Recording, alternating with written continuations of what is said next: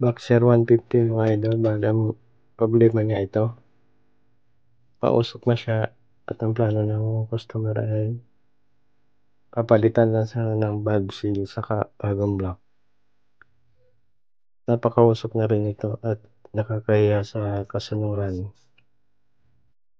Tapos ang budget ng may-ari ay kulang pa.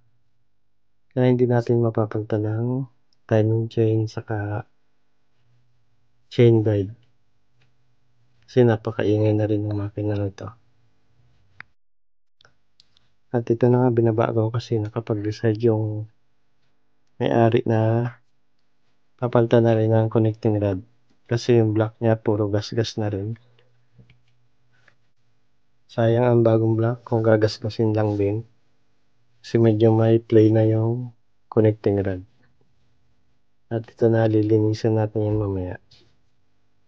At ito na nilinis na natin habang hinihintay natin yung may-ari. Para mamaya pagbalik at tila na yung mga pyesa, sasalpak na lang natin.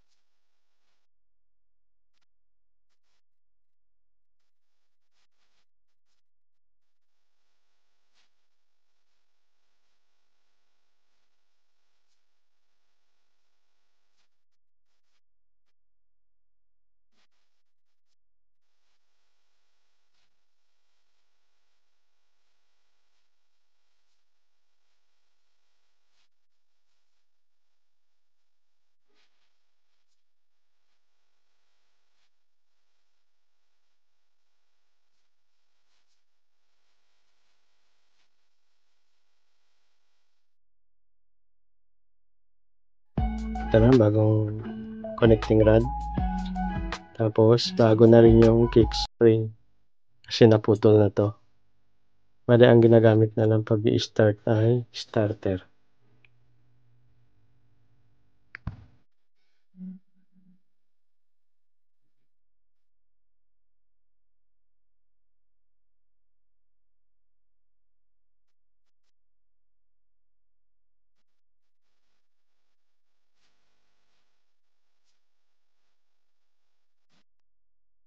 Kabit ka na rin tong bagong block. Tapos tingnan nyo tong tambutso niya. Sobrang malangis na yan.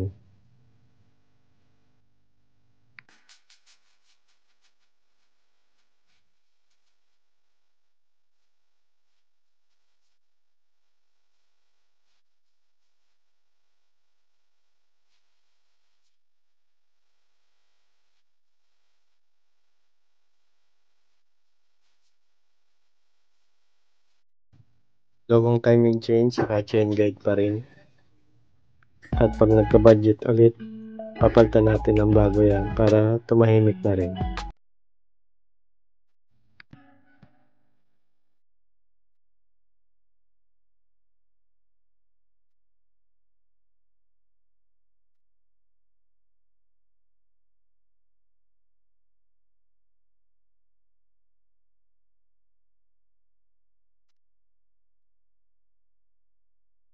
Ito pala yung connecting rod na pinagpalitan natin. Tapos ito yung block. Taas baba, may gas-gas na.